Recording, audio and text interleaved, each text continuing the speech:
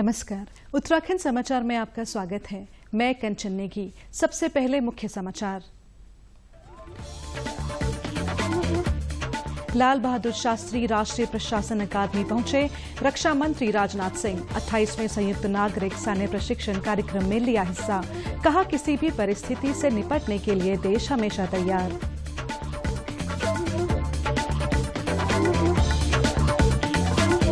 टिहरी जिले के भ्रमण पर पहुंचे केंद्रीय संसदीय कार्य मंत्री प्रहलाद जोशी ने लोगों से किया संवाद। कहा, अंतिम व्यक्ति तक योजना का लाभ पहुंचाना प्रधानमंत्री नरेंद्र मोदी का लक्ष्य। गरीब कल्याण के लिए लगातार काम कर रही सरकार। कल से शुरू होगा राज्य विधानसभा का बजट सत्र। कार्य मंत्रणा की बैठक में तय किया गया एजेंडा। भाजपा और कांग्रेस ने सभी सत्र के लिए तैयार की रणनीति। सीएम ने ली विधानसभा की सदस्यता।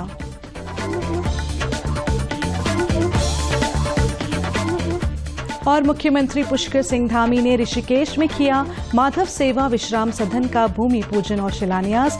भाऊराव तेवरस सेवा न्यास की ओर से बनाया जा रहा है विश्राम सदन। मुख्यमंत्री ने 50 लाख देने की घोषणा। अब समाचार विस्तार से। रक्षा मंत्री राजनाथ सिंह लाल बहादुर शास्त्री राष्ट्रीय प्रशासन अकादमी मसूरी पहुंचे, जहां उन्होंने 28वें संयुक्त नागरिक सैन्य प्रशिक्षण कार्यक्रम में हिस्सा लिया और कार्यक्रम का शुभारंभ किया। इस प्रशिक्षण कार्यक्रम में देश भर की विभिन्न सेवाओं के अधिकारी हिस्सा ले रहे हैं। रक्षा मंत्री राजनाथ सिंह ने कहा कि जीवन की सभी समस्याओं का समाधान आस्था और विश्वास से हल हो सकता है। उन्होंने कहा कि प्रधानमंत्री मोदी के नेतृत्व में हम जिस तरह से कार्य कर रहे हैं, उससे समाज के हर वर्ग तक विकास पहुंच रहा है। प्रधानमंत्री जी का अप्रोच है कि साइलोस में काम न करके ज्वाइंटनेस के साथ काम किया जाए।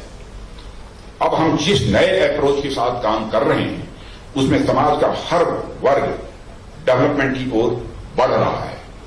वो ये कह सकता है कि आपकी गवर्नमेंट है इसलिए आप ये कह रहे हैं कि हर वर्ग डेवलपमेंट की ओर बढ़ रहा है, लेकिन ग्राउंड रियलिटी जो मैं जानता हूं, यदि मैं इससे सहमत न होता तो यकीन रखना कि आपके बीच यह बात मैं न बोलता।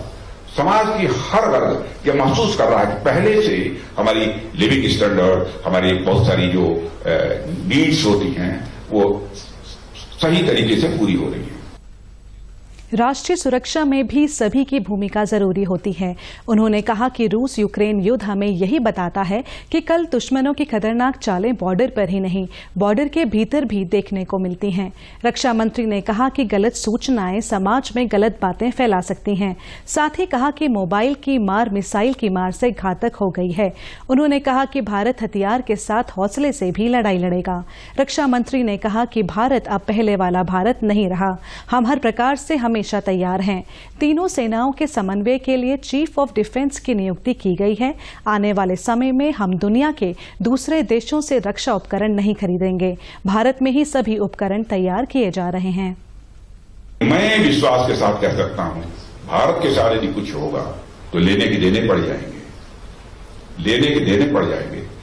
अब लड़ाई हथियार से जो होगी सो होगी, लेकिन हौसले से भारत अब लड़ाई लड़ेगा, क्योंकि भारत का कमजोर भारत नहीं, भारतवासियों का हौसला बुलंद होगा। उन्होंने कहा कि सभी संस्थानों के साथ मिलकर हम आगे बढ़ेंगे और ज्वाइंट सिविल मिलिट्री प्रोग्राम अपनी बेहतर भूमिका निभाएगा। उन्होंने कहा कि भारत कभी लड़ाई नहीं चाहता। भारत ने दुनिया के किसी भी देश की 1 इंच भूमि पर भी कभी अतिक्रमण नहीं किया है। हम वसुदैव कुटुंबकम की भावना से रहते हैं। इस दौरान उन्होंने पाकिस्तान पर निशाना साधते हुए कहा कि पड़ोसियों की हालत आप देख ही रहे हैं। मित्रों, कभी वार की यदि नौबत आ गई तो वार सचमुच भारत तो नहीं चाहता। भारत का चरित्र ऐसा रहा है, भारत की हिस्ट्री आप लोग सभी लोगों ने पढ़ी है। आज तक भारत ने दुनिया के किसी देश पर न तो कभी आक्रमण किया है, भारत ने न तो दुनिया के किसी देश की 1 इंच जमीन पर कभी कब्जा किया है। भारत का चरित्र है और भारत दुनिया का अकेला देश है, पूरे वर्ल्ड में अकेला देश, जहां के संतों ने, महात्माओं ने, ऋषियों और मनुष्यों ने वसुधैव कुटुंबकम, the whole world is a family, पूरा विश्व ही एक परिवार है, यह संदेश दुनिया के किसी एक देश की धरती से सारे विश्व को गया है, तो केवल और केवल हमारे और आपके देश भारत देश की धरती से सारे विश्व। केंद्रीय संसदीय कार्य मंत्री प्रहलाद जोशी टिहरी जिले के भ्रमण पर हैं। 2 दिवसीय प्रवास के अंतिम दिन आज उन्होंने बौराड़ी नगरपालिका सभागार में आयोजित सेवा, सुशासन और गरीब कल्याण सम्मेलन में केंद्र सरकार की विभिन्न योजनाओं के लाभार्थियों से सीधा संवाद किया और योजनाओं से जुड़ी जानकारियों को साझा किया। उन्होंने कहा कि प्रधानमंत्री नरेंद्र मोदी का लक्ष्य अंतिम व्यक्ति तक योजनाओं का लाभ पहुंचाना है। केंद्रीय मंत्री ने कहा कि देश में नरेंद्र मोदी पहले ऐसे प्रधानमंत्री हैं जिन्होंने पहाड़ी क्षेत्रों में महिलाओं की पानी ढोने की पीड़ा को समझा और गांव-गांव पीने का पानी पहुंचाने का जिम्मा स्वयं लिया। केंद्रीय मंत्री प्रहलाद जोशी ने कहा कि ग्राम स्तर तक पीने का पानी पहुंचाने के लिए मोदी सरकार ने पूरे देश में हर घर जल, जल जीवन मिशन योजना शुरू की है, जिसका लाभ अंतिम व्यक्ति तक पहुंचाने के लिए आंदोलन की तरह काम करने की जरूरत है। माननीय प्रधानमंत्री जी हम सबको ऐसे दूर दराज के इलाके में हमको भेज रहे हैं और अपने अपने राज्य में हम कभी जाते हैं, लेकिन इस बार प्रधानमंत्री जी का निर्देश है कि आप दूसरे राज्य में जाओ, उधर बात करो, उधर का स्थिति समझो, हमारा स्कीम कैसे अनुष्ठान हो रहा है उसका एग्जामिन करो और हमारे सब एमपी, एमएलए, विशेषतः जहाँ हमारा सरकार है उधर के मंत्री लोगों से बात करके केंद्र और राज्य सरकार की जो स्कीम है वो स्कीम अंतिम व्यक्ति तक पहुंचना चाहिए। कल यानी 14 जून से विधानसभा का बजट सत्र शुरू होगा। उससे पहले आज भाजपा विधानमंडल दल की बैठक हुई। बैठक में सत्र के दौरान फ्लोर मैनेजमेंट और विपक्ष की ओर से उठाए जाने वाले मुद्दों पर पूरी तैयारी के साथ जवाब देने की रणनीति बनाई गई। वहीं कांग्रेस ने भी सत्र में दौरान सरकार को घेरने के लिए विधानमंडल दल की बैठक में रणनीति बनाई। राज्य विधानसभा का बजट सत्र 14 से 16 तक के लिए प्रस्तावित है। बताया जा रहा है कि सत्र के पहले ही दिन सरकार की ओर से बजट पेश किया जाएगा। भाजपा विधानमंडल दल की बैठक में मुख्यमंत्री पुष्कर सिंह धामी समेत सभी विधायक मौजूद रहेंगे। इधर विधानसभा अध्यक्ष रितु खंडूड़ी की अध्यक्षता में कार्य मंत्रणा समिति और सर्वदलीय बैठक भी आयोजित की गई, जिसमें विधायी कार्यों का एजेंडा तैयार किया गया। जानकारी के अनुसार सत्र के लिए अब तक विधानसभा को विधायकों से 530 से अधिक प्रश्न प्राप्त हो चुके हैं। विभिन्न विभागों ने भी विधायकों के प्रश्नों के जवाब तैयार कर विधानसभा को भेज दिए गए हैं। बैठक हुई हमारी, इसमें दलों के नेता पहुंचे थे और उसमें यही मैंने अपेक्षा की है कि सभी के सहयोग से हमारा जो बजट सत्र है वो सुचारू रूप से चले, उसमें अच्छे मुद्दे उठ के आए, डिबेट्स जो चर्चा होती है बजट पर अच्छी चर्चा निकल कर आए और शांतिपूर्वक जनता की बात, क्षेत्र की बात विधायक पटल पर रखें। तो इस अच्छी चर्चा हमारी जो मेरी सर्वदलीय बैठक के साथ लोगों के साथ हुई वो अच्छी रही। उसके बाद कार्य मंत्रणा की बैठक हुई, 15 से 16 तक का बिजनेस का निर्णय हुआ है और 16 को फिर हम दोबारा बैठेंगे।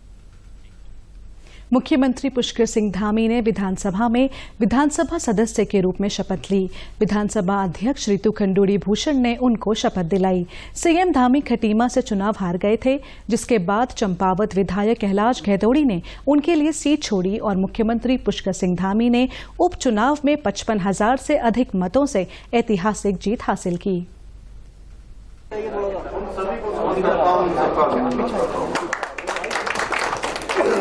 मैं आज इस अवसर पर हमारे देश के यशस्वी प्रधानमंत्री आदरणीय मोदी जी का, भारतीय जनता पार्टी के शीर्ष नेतृत्व का एवं उत्तराखंड की 1.25 करोड़ देवतुल्य जनता का हृदय से धन्यवाद देना चाहता हूं कि उन्होंने मुझ जैसे एक सामान्य परिवार में पैदा हुए एक सैनिक पुत्र को अपना इतना अधिक प्यार दिया, अपना आशीर्वाद दिया। शपथ ग्रहण के बाद मुख्यमंत्री पुष्कर सिंह धामी ने चंपावत समेत राज्य की जनता का धन्यवाद किया। उन्होंने कहा कि प्रधानमंत्री नरेंद्र मोदी के मार्गदर्शन में राज्य 2025 में अपनी स्थापना का रजत जयंती वर्ष मनाएगा। उस समय हम हर क्षेत्र में अग्रणी राज्यों की श्रेणी में होंगे। उन्होंने कहा कि उत्तराखंड हर क्षेत्र में तेजी से प्रगति करे, यही सबकी सामूहिक जिम्मेदारी है। भाइयों बहनों, उत्तराखंड को सर्वश्रेष्ठ राज्य बनाना ये मात्र एक नारा नहीं है, यह हमारा विकल्प रहित संकल्प है, जिसको लेकर हम लगातार विभिन्न अवसरों पर इस बात को मैं दोहराता रहा हूं। हमारा लक्ष्य और हमारा ये विजन है कि आने वाले समय में जब हमारे राज्य की रजत जयंती वर्ष का वर्ष मनाया जा रहा है, जब हम 25 साल में पहुंचे, उस समय हम हिंदुस्तान के श्रेष्ठ राज्यों में से एक राज्य। मुख्यमंत्री ने कहा कि सबका साथ, सबका विकास, सबका विश्वास और सबका प्रयास पर हम आगे बढ़ेंगे। उन्होंने कहा कि आज उनके साथ प्रदेश के हर व्यक्ति ने प्रदेश के विकास के लिए संकल्प लिया है। यह विकल्प रहित संकल्प है। मुख्यमंत्री ने कहा कि दृष्टि पत्र में जनता से किए वायदों को गंभीरता से पूरा किया जा रहा है। उन्होंने कहा कि नई सरकार के गठन के बाद पहली कैबिनेट में ही हम राज्य में समान नागरिक संहिता लागू करने की दिशा में आगे बढ़े। इसके लिए समिति का गठन किया जा चुका है। उन्होंने कहा कि देवभूमि उत्तराखंड अध्यात्म और संस्कृति का केंद्र तो है ही, साथ ही वीरों की भूमि भी है। चुनाव से पहले जो हमारी पार्टी ने और हमने जो एक संकल्प लिया था और एक संकल्प पत्र उत्तराखंड की देवतुल्य जनता के सामने रखा था और जो दृष्टि पत्र तैयार किया था, उस पर हम तेज गति से काम कर रहे हैं, तीव्र गति से आगे बढ़ रहे हैं। इसके लिए हमने आपने देखा होगा यूनिफॉर्म सिविल कोड, उसको लागू करने की दिशा में हम आगे बढ़ रहे हैं। मुख्यमंत्री पुष्कर सिंह धामी ने ऋषिकेश में भाऊराव देवरस सेवा न्यास की ओर से बनाए जा रहे माधव सेवा विश्राम सदन का भूमि पूजन के बाद शिलान्यास किया। उन्होंने विश्राम सदन बनाने के लिए सरकार की ओर से 50 लाख की धनराशि दिए जाने की घोषणा की। मुख्यमंत्री श्री पुष्कर सिंह धामी ने कहा कि योग नगरी ऋषिकेश में एम्स के कारण यह स्वास्थ्य सेवाओं का केंद्र है। उन्होंने कहा कि माधव सेवा विश्राम सदन बनने से मरीजों और उनके परिजनों को ठहरने, खाने और रहने की सुविधा आसानी से मिल सकेंगी। उन्होंने कहा कि भाऊराव देवरस ने अपने जीवन का एक एक क्षण राष्ट्र के लिए जिया। उन्होंने बताया कि 1937 में 20 साल की उम्र में भाऊराव संघ विस्तार के लिए नागपुर से लखनऊ आ गए थे। 1952 में उन्होंने शिशु मंदिर योजना आरंभ की, जिसकी शुरुआत उत्तर प्रदेश के गोरखपुर केंद्र से हुई थी। स्वास्थ्य के लिए, अपने इलाज के लिए लोगों का यहाँ पर आना होता है और उस समय में यहाँ पर जो उनके पास साधन नहीं है, संसाधन नहीं है, उनको बहुत सारी रहने की तकलीफों का सामना करना पड़ता था। बहुत सारे लोगों को पार्किंग के काम पर जाना पड़ता था, सड़क पर जाना पड़ता था, होटलों में भी जगह नहीं मिलती।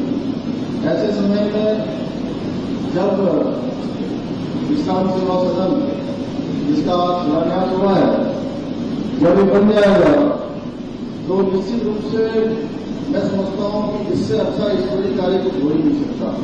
जिस काम के लिए हमारे सभी लोगों ने इसको प्रयास किया है। मुख्यमंत्री पुष्कर सिंह धामी ने कहा कि ऋषिकेश नगरी 4 धाम यात्रा का प्रथम स्थान है। ऋषिकेश से कर्णप्रयाग रेलवे लाइन का कार्य तेजी से चल रहा है। 4 धामों को जाने वाली सड़कों को डबल लेन बनाकर सुगम और सुरक्षित यात्रा हो रही है। उन्होंने कहा, प्रधानमंत्री नरेंद्र मोदी के नेतृत्व में केदारनाथ मंदिर का पुनर्निर्माण भव्यता और दिव्यता से किया गया। उत्तराखंड में 4 धाम और हेमकुंड साहिब यात्रा चरम पर है। देश विदेश से श्रद्धालुओं के पहुंचने का सिलसिला जारी है। तीर्थ यात्रियों की बढ़ती संख्या को देखते हुए पंजीकरण की व्यवस्था को अनिवार्य किया गया है। प्रशासन की ओर से बाहर से आने वाले तीर्थ यात्रियों की यात्रा के मुख्य द्वार ऋषिकेश में पंजीकरण की जांच की जा रही है। पंजीकरण नहीं होने की स्थिति में ऑफलाइन पंजीकरण कर आवश्यकता अनुसार तीर्थयात्रियों को भेजा जा रहा है। साथ ही बिना पंजीकरण के पहुंच रहे तीर्थयात्रियों को वापस भी लौटाया जा रहा है। राज्य के मुख्यमंत्री पुष्कर सिंह धामी और पर्यटन मंत्री सतपाल महाराज ने यात्रियों से पंजीकरण के बाद ही यात्रा करने की अपील की है। इस बीच प्रदेश में अब तक रिकॉर्ड 20,32,000 से अधिक तीर्थयात्री चारधाम और हेमकुंड साहिब के दर्शन कर चुके हैं, जिसमें बद्रीनाथ में 6,80,000, केदारनाथ में 6,53,000, गंगोत्री में 3,57,000, यमुनोत्री में 2,69,000 और हेमकुंड में 68,000 से अधिक श्रद्धालु पूजा अर्चना कर चुके हैं।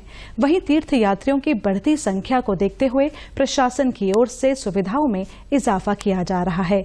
यात्रियों की सुविधा के लिए यात्रा मार्गों पर स्वास्थ्य जांच केंद्र बनाए गए हैं। साथ ही स्वास्थ्य प्रशिक्षण में स्वस्थ होने पर ही तीर्थ यात्रियों को यात्रा की अनुमति दी जा रही है।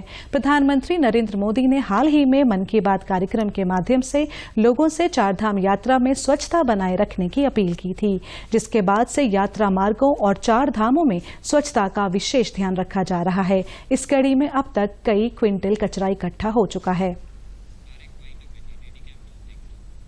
आज के समाचारों में बस इतना ही। नमस्कार।